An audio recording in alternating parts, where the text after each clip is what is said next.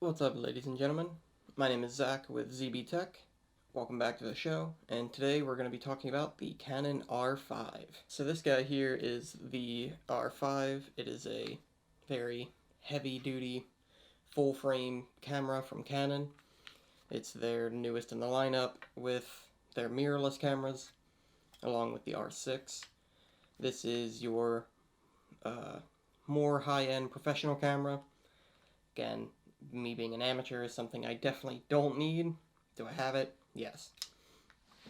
So, some amazing things about this camera is it has a 45 megapixel sensor.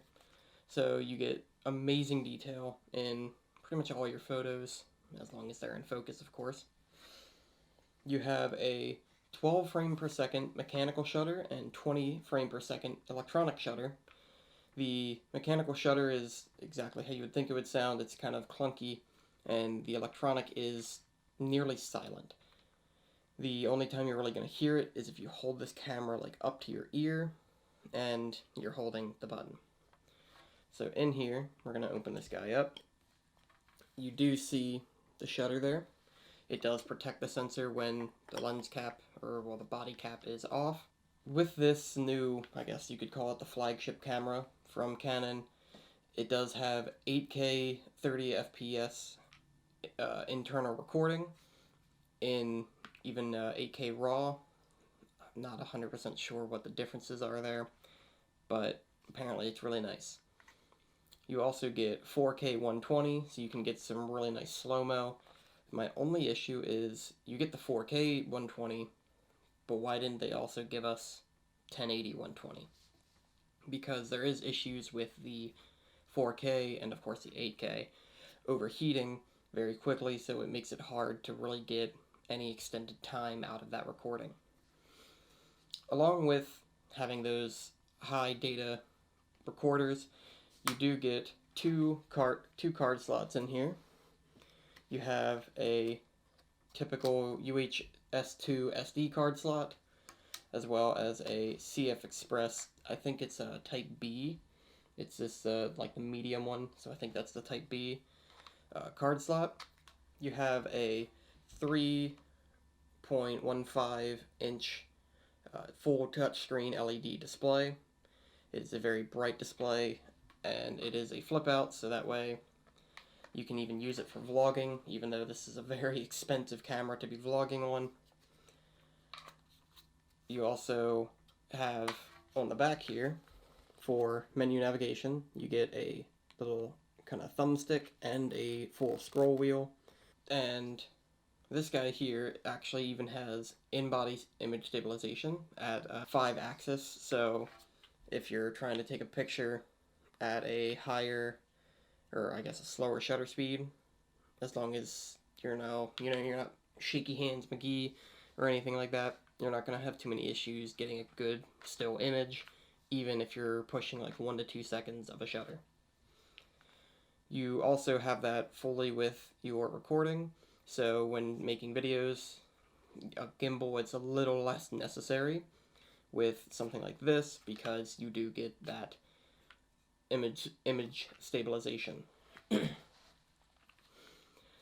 Along with Canon's typical dual pixel autofocus, you do get a designated settings of human and animal eye autofocus tracking. So just from some pictures that I've taken, which I'm going to pop up on the screen here now, it's pretty darn good with its focus. My girlfriend's parents, they have this dog. He's going to show up here. His name is Buddy. He is a Doberman Shepherd mix, and he is a absolute madman. He runs around a lot and very fast. And this camera has no problem keeping up with him.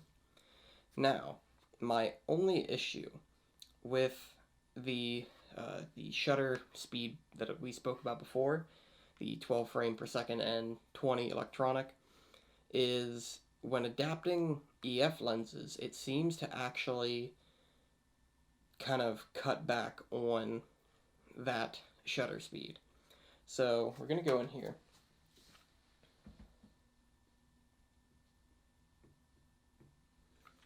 So we're going to go in here and actually go into some of the settings. Now, I do only have one external recorder, so we're just going to be showing this. And yes, I have the lens cap off. But so here, we're going to show you the, ooh, I almost touched it. We're going to show the 12 frame per second mechanical shutter. Super fast, insane speed. Now we're going to go, I'm going to change it to the electronic shutter, once I find the setting here. Now this is the electronic shutter. See, it's practically dead silent. There is also another setting called the electronic first curtain, so I think it just drops it just a little. Alright, looks like it drops the whole thing too. So I'm not sure exactly what that does in particular. Guess we could go and actually read the settings sometimes. So now we're going to go into the little issue that I have. So here I have the EF 17-40 f4. It's a ultrasonic focus, and I have the EF to RF lens adapter, because of course this being an EF lens, you do need the adapter to put it on a RF mount. Now I also have my 50mm here, just to test out a couple different lenses with this. So right now you can see the little green symbol there? So that is the high-speed continuous plus that tells you when it's green, you are getting that 12 frame per second. So let's actually go back to the mechanical shutter. So, okay. Just making sure you could hear that. So we are on mechanical again. Now, so it's still green. Right there. That green symbol is your 12 frame per second kind of signifier. We're going to go ahead and put the 17-40 on. And that, whoops. Now, alright, immediately upon putting this lens on, you can see right there, see how it's flashing white now? So now that means you're only getting, I think it's 6 frames per second. So, I mean, it's still fairly fast. Like, it's not terrible, but still, I wish I was getting that full 12 frame per second, like, rapid fire shutter. And even if I, crank up the aperture a little bit, still getting that 6 frames. But now, I'm also going to try the 50mm 1.8. So this does have a little switch here, if you can see that, to keep the adapter on but take the lens off. So we're just going to take that off there, switch these out because I don't know where my other lens cap is.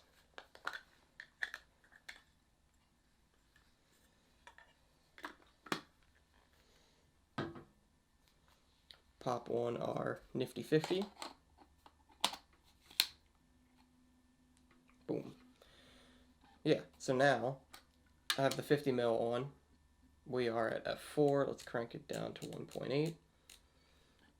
And you can see it still has, it still has that green H+. So you still get the 12 frame per second shutter. I'm not sure why it does that. I'm not sure if it's maybe a setting that I need to change or something. But I gotta say, I'm not a huge fan of that, of losing that higher shutter speed. But it is still a wonderful camera. I have taken who knows how many pictures are on this thing at this point. but I still love it. It's a great camera. Right now on my RP, I'm running the 24 to 240 that I showed in the original video of my first video on this channel. Up here, my RP review. So, yeah, that's probably going to wrap it up. I think we covered everything that I wanted to here. Yep, so we kind of covered all the bells and whistles, all the main stuff at least. Oh, of course, you probably noticed from me flipping it around, but you do get a little screen here. I know this is typical on their Canon's higher end cameras, but so you do get to see all of your settings on there, if that shows up. And then you can actually press this little light button. I don't know why it's a light, but it switches to tell you the other settings that you have active. So I can see the high-speed continuous, autofocus, all that stuff, without having to actually look down at the touchscreen. So I could even have this flipped in. Oops. So it's black, but now I can, bam, not even have to look, pick up the camera if I'm just trying to shoot from the hip or something like that. You can still see perfectly fine. Let's push that in. So yeah, you also, one thing that I also disagree with that Canon did was going from the mini HDMI down to micro on this camera. So they dropped, you do get USB-C and micro HDMI along with 2 auxiliary ports and a remote flash port. I'm actually not sure what this thing is, what this thing in the front is. Yeah, I have no idea what that does. But this camera does support USB-C to USB-C charging, just like the RP and the R, and I assume that the R6 would do the same. And yeah, so I think that's really going to wrap it up for the R5 review. We went over pretty much everything that you would want to know or need to know before buying this. And yeah, so hopefully one of you may have the answer to my question about the lenses, the different lenses having the different settings for shutter. I know with the different batteries you will definitely get a different performance. So like here I have some off-brand ones because the new LPE6NH batteries from the new R5 and R6, they're like $80 a pop. That's really expensive. And me being not a pro yet, I don't want to go and spend $80 on a single battery. So I got these little refuel brand ones. I think, yeah, they got them from Best Buy. They were like 40 bucks a piece, so I got 2 for the price of one full one. So I do lose out on that shutter speed when I'm running these, but typically I've found myself doing more video than photos lately. And this isn't gonna kill you with the shutter speed on a video. So yeah, I think that's gonna wrap it up. Thank you guys for watching. I've been Zach with ZB Tech. Don't forget to leave a like if you like the video, subscribe so you can keep up to date on all my new videos coming out every Wednesday and Friday. And be sure to drop a comment down below on what you want to see next.